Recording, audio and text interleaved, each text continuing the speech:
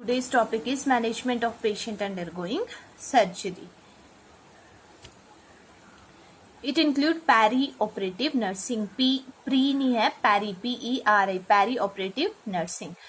Peri-operative nursing is a term used to describe the nursing care provided during total surgical experience of the patient. है ना, इसमें जो total surgical experience है patient का, उस time पे जो पेशेंट को केयर प्रोवाइड की जाएगी, nursing care, that is perioperative nursing. It include preoperative care, intraoperative care और postoperative care. Preoperative care is a care provided to patient before surgery. Intraoperative care is a care provided to patient during surgery. और postoperative care is the care provided to patient after surgery. It includes preoperative phase. The preoperative phase begin with the decision that surgical intervention is necessary and when the patient is transferred to the operating room table. है ना, कहाँ से कहाँ तक preoperative phase बोलेंगे हम?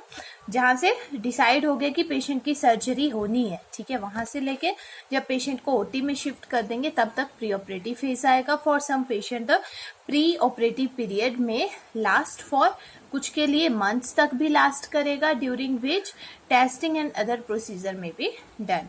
For an emergency such as appendectomy, the preoperative period में last only for a few hours. Then second one is intraoperative phase. Intra मतलब during surgery. The intraoperative phase is the period during which the patient is undergoing surgery. है ना, जब patient की surgery हो रही है उस time period को बोलेंगे intraoperative phase. In this the patient is in the operation theatre. It ends when the patient is transferred to the post anesthesia recovery room. कहाँ से स्टार्ट होगी? जब पेशेंट ओटी में जाएगा वहां से स्टार्ट होगी और एंड होगी जब patient post anaesthetic recovery room में आ जाएगा, PACU. Then during the period the patient is monitored, anesthetized, prepped and draped and the operation is performed. इस टाइम पे ये सारी चीजें होती हैं. After that third phase is post operative phase. The post operative phase lasts for the patient admission to the recovery room through the complete recovery from surgery. है ना, कहाँ से कहाँ तक लास्ट करेगा? जब पेशेंट रिकवरी रूम में आ गया वहां से पेशेंट जब कम्प्लीटली रिकवर हो जाएगा तब तक पोस्ट ऑपरेटिव फेज बोलेंगे. After the patient condition has been stabilized in the recovery room, a physician will order the patient transfer to another area of the facility. है ना, जब रिकवरी रूम में patient की कंडीशन स्टेबल हो जाती है उसके बाद वो पेशेंट को जनरल वार्ड में शिफ्ट कर दिया जाता है. After that the types of surgery, there are mainly 4 type of surgery: emergency surgery, urgent, required और इलेक्टिव सर्जरी. इमरजेंसी सर्जरी कौन सी होगी? When the surgery must be done immediately to preserve the patient life, repair और remove body part और improve health. है ना, जब जो सर्जरी है इमीडिएटली एकदम से सर्जरी करनी पड़ेगी ताकि पेशेंट की लाइफ को सेव किया जा सके. For example control of haemorrhage, intestinal obstruction और tracheostomy. And second one is urgent, मतलब urgent surgery is performed within 48 hours. है ना, जो 48 आवर्स के अंदर सर्जरी करनी हो that is urgent surgery. For example removal of kidney stone in which the surgery is necessity for client health but not the emergency. Emergency है मतलब एकदम से सर्जरी करनी पड़ेगी. अर्जेंट मतलब we can wait for certain hours, ठीक है, such as 48 hours तक वेट कर सकते हैं. After that required surgery, the condition required surgery within a few weeks. है ना, कुछ हफ्ते में जो सर्जरी होगी that is required surgery. For example cataract surgery. और नेक्स्ट है elective surgery. It is a pre planned and perform on the basis of client choice. ठीक है, ये प्री प्लान्ड सर्जरी होती है और जब क्लाइंट बोलेगा तब इस टाइप की सर्जरी को कर सकते हैं. मतलब इसमें जरूरी नहीं है कि 1 वीक में करें, 2 वीक में, मंथ्स में भी इसको कर सकते हैं. After that the pre-operative nursing assessment. First one is pre-operative nursing assessment की जब पेशेंट pre-operative पेशेंट है उसमें क्या क्या असेसमेंट करेंगे. ठीक है, तो it include subjective data. Subjective data appear assess patient for fear and patient have a fear of pain, discomfort, surgery से रिगार्डिंग फियर हो सकता है. ऑल्टरेशन इन बॉडी इमेज, अगर किसी पार्ट को कट करेंगे तो बॉडी इमेज चेंज होने का फियर होगा. और fear from anaesthesia. After that, past health history can be taken. Collect past health history regarding previous surgeries, major health problems, past hospitalization, है ना, कि पहले पेशेंट हॉस्पिटल में एडमिट तो नहीं हुआ, and their experience. For female patient ask about their date of last menstrual period और obstetric history. Female patient में ऑब्स्टेटिक हिस्ट्री भी लेनी है, कितने लाइव चाइल्ड कितने हैं, ठीक है. ऑब्स्टेटिक हिस्ट्री में ये आएगा कि कितने ग्रेविडा कितना है, पैरिटी कितनी है, वो सारा उसमें आएगा. After that family health history. Ask patient about family history regarding hypertension, diabetes mellitus, myocardial infarction और सडन कार्डिक डेथ और स्ट्रोक. इनसे रिगार्डिंग फैमिली हिस्ट्री लेनी है कि फैमिली में इस टाइप की हाइपरटेंशन की प्रॉब्लम तो नहीं है, diabetes mellitus etcetera. Ask the patient about use of medicine for different disease. After that, the assessment of body system. In this, each body system is assessed. First one is cardiovascular assessment. में क्या करेंगे, health history लेंगे, hypertension, angina, heart failure, palpitation, myocardial infarction, pacemaker, implantation, ये dysrhythmia से regarding history collect करेंगे. And अगर कोई person drug ले रहा है हार्ट फंक्शन को मेंटेन करने के लिए, उसके बारे में पूछेंगे. Nurse should monitor BP, pulse, ECG of patient to collect baseline information. ठीक है, कि प्री ऑपरेटिव पेशेंट में बॉडी सिस्टम असेसमेंट क्या क्या करेंगे ना. First one is cardiovascular assessment कर ली. आफ्टर दैट रेस्पिरेटरी असेसमेंट करेंगे. Ask the patient regarding recent and previous health problem like dyspnea, COPD, upper respiratory tract infection, asthma, coughing, cough में भी dry और productive cough कैसा आया, hemopoiesis, है ना, स्पूटम में ब्लड तो नहीं है, previous history of tuberculosis, use of inhalers and bronchodilator, corticosteroid etc. Then collect history regarding smoking, है ना, as it predisposes the patient for respiratory problem, क्योंकि स्मोकिंग की वजह से पेशेंट को रेस्पिरेटरी प्रॉब्लम हो सकती है. After that monitor ABG, arterial blood gases monitor करेंगे, एनालिसिस करेंगे, saturation of oxygen. Then the pulmonary function test can be checked. After that the nervous system cognitive function assessment करेंगे. Patient attention, concentration, memory, reasoning, calculation should be done to evaluate the baseline cognitive function of the patient. Then the urinary system में history should be collected regarding any renal disease such as renal stone तो नहीं है, renal failure या any type of infection in the kidney, UTI से regarding history लेंगे. After that the renal function test should be checked, blood urea, creatinine, urine output should be assessed. Preoperatively as many antibiotic and analgesic alter the renal function. कुछ जो antibiotic हैं या analgesic हैं वो kidney function को affect करते हैं. After that the hepatic system, liver का के लिए चेक करें. Collect history regarding presence and previous history of hepatitis, jaundice या एनी अदर लीवर डिजीज तो नहीं है. इंटेगोमेंट्री सिस्टम चेक करेंगे. स्किन कंडीशन चेक करेंगे for any type of macule, papule, vesicle, rashes, ulcer, lesion, boils etcetera. Then musculoskeletal system can be checked for mobility or stiffness of the neck, or lumbar arch should be assessed as it may affect the initiation of the anesthesia, क्योंकि जो anesthesia it is given in the lumbar region है ना, तो lumbar area is also checked. After that endocrine system में check assess the patient for presence of diabetes mellitus, either type 1 or type 2, thyroid disorder, adrenal, pituitary disorder.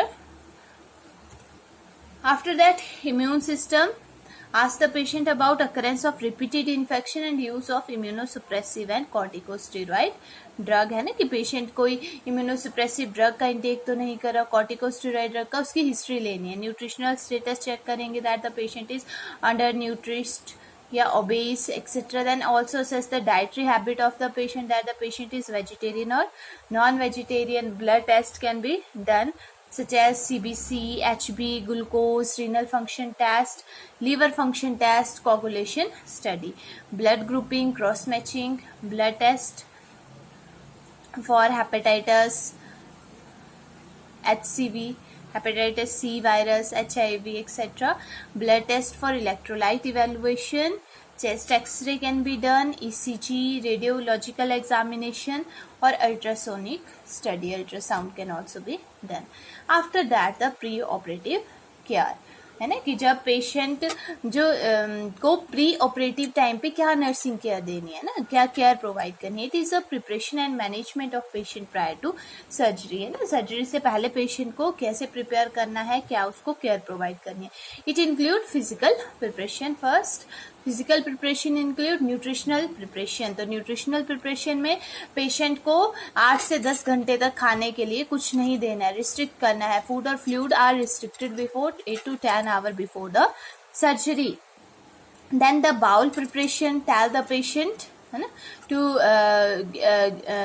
take enema or laxative if the patient abdomen is not empty. ठीक है. If the patient having intestinal or abdominal surgery and enema or laxative or both are administered a night before the surgery. After that, urinary preparation. If the patient require a lengthy operation, अगर patient का operation काफी घंटे तक चलना है तो patient को फॉलेस catheter insert करेंगे. After that respiratory preparation. Patient को स्मोकिंग को रिस्ट्रिक्ट सिसेशन के लिए बोलना है at least 8 to 12 hours before surgery. After that, skin preparation. The size of incision and the type of surgery determine the extent of area to be prepared. है ना, कि surgery कौन से पार्ट की होनी है तो उसी के ऊपर एरिया डिपेंड करता है. To reduce bacteria in the operative site, the skin is clean and the night before the surgery with a mild antiseptic soap. है ना, तो सर्जरी से एक दिन पहले एंटीसेप्टिक सोप के साथ पूरी बॉडी को क्लीन करना है. The incision area usually is shaved. है ना, जो इंसीजन जहाँ पे ऑपरेट होना है उस एरिया को शेविंग करनी है. ठीक है, क्योंकि अगर हेयर प्रेजेंट होंगे they serve as a route for infection, reservoir for bacteria. After that next is psychological preparation. क्योंकि पेशेंट कैसा होगा, एंजाइटी होगी ऑपरेशन से रिलेटेड उसको, तो patient are often fearful and anxious about having surgery. The family need to be included in psychological preoperative care. After that, informed consent लेना है कि जो पेशेंट के गार्डियन है और पेशेंट है उससे रिटर्न कंसेंट लेना है कि they are willing to do the surgery. And the physician who will perform the procedure must explain the risk and benefit of the surgery. है ना, जो physician होगा वो खुद जो भी सर्जरी के रिस्क हैं, ये क्या बेनिफिट है, वो सब कुछ एक्सप्लेन करेंगे. After that, the nurse take the signature from patient and the guardian on the consent form. Then the pre-operative care on the day of surgery. जिस दिन सर्जरी होनी है उस दिन क्या pre-operative care होगी. ठीक है, pre-operative care begin at 1 to 2 hours before the surgery. The nurse's responsibility on the day of surgery will include take and record vital sign लेने हैं and report any abnormality and make sure that informed consent has been obtained. Concentration नहीं है, informed consent. ठीक है, this is consent. Informed consent has been obtained and it is clearly documented. और अगर skin preparation order की है तो that should be checked. ठीक है, चेक करनी है कि patient has prepared his operated site और not. Check for any special order of administration of enema और starting of IV line given medication. अगर कोई स्पेशल ऑर्डर दिया है कि ये ड्रग एडमिनिस्टर करना है तो that should be administered. And verify that the patient has not eaten for at least 8 hours. ठीक है, remove all the jewellery and give it to the guardian of the patient. Jewellery should be given to family member after removing. Remove all hair pin. ठीक है, because this may cause injury during the surgery. And remove colour nail polish. जो भी nail polish होगा उसको remove कर देना है ताकि पेशेंट को जो नेल्स हैं उनको पोस्ट ऑपरेटिवली असेस किया जा सके. है ना, कि उसमें सर्कुलेशन कैसा है, क्योंकि अगर ऑक्सीजन प्रॉपर नहीं मिलेगा तो सबसे पहले क्या होता है, पेरिफ्री में ऑक्सीजन डिप्राइवेशन होता है ना. पेरिफ्रल जो हमारे जैसे हैंड्स हैं वो क्या पड़ जाएंगे, ब्लूइश डिस्कलरेशन ऑपरेशन हो जाएगी तो उन्हीं से हमें पता चलेगा, नेल्स से। तो remove all prosthesis such as denture, contact lenses, artificial limb, keep them safely, give the post-operative medication to the patient. We will discuss in the next slide, and assist in moving client from bed to the operating room. तो pre operative medication कौन कौन सी जाएंगी patient को? Commonly use pre operative medication are midazolam, ये diazepam या lorazepam, ठीक है, to reduce the anxiety of the patient. Morphine, tramadol can be given to decrease anxiety and induce anaesthesia. Cimetidine, ranitidine, omeprazole to reduce gastric acid volume, metoclopramide or droperidol, these enhance gastric emptying, ठीक है. Perinom can be given, and atropine, glycopyrrolate, scopolamine, these reduce the respiratory or gastric secretion and decrease the risk of aspiration. After that, antibiotic can also be given. These prevent the surgical site infection. These are the pre-operative medication. After that, the intraoperative nursing care. Intra means during surgery, and the term intraoperative refer to the time during the surgery. This phase begin with the client enter the surgical unit, है ना. जब patient OT में enter होगा तब से start होगा, and with the admission in the recovery room. जो post anaesthetic recovery room है, सॉरी जो रिकवरी रूम है वहां पे ये खत्म हो जाता है. तो इंट्राऑपरेटिव केयर में क्या क्या चीजें आएंगी? Care include the patient during the operation activities such as monitoring the patient vital sign, blood oxygen level, fluid therapy, medication transfusion, anesthesia, radiography, sample for laboratory test are the example of intraoperative care. तो इस time पे nurses की क्या responsibility है? Maintaining homeostasis during the procedure, ठीक है. एक constant environment maintain करके रखना है कि जो पर्सन का जो एनवायरनमेंट है, इंटरनल एनवायरनमेंट है, that should be stable, and maintain strict aseptic technique, है ना, and provide proper position to the patient during the surgery. After that next is the surgical team. Surgical team include the surgeon, anaesthesiologist, scrub nurse और circulating nurse.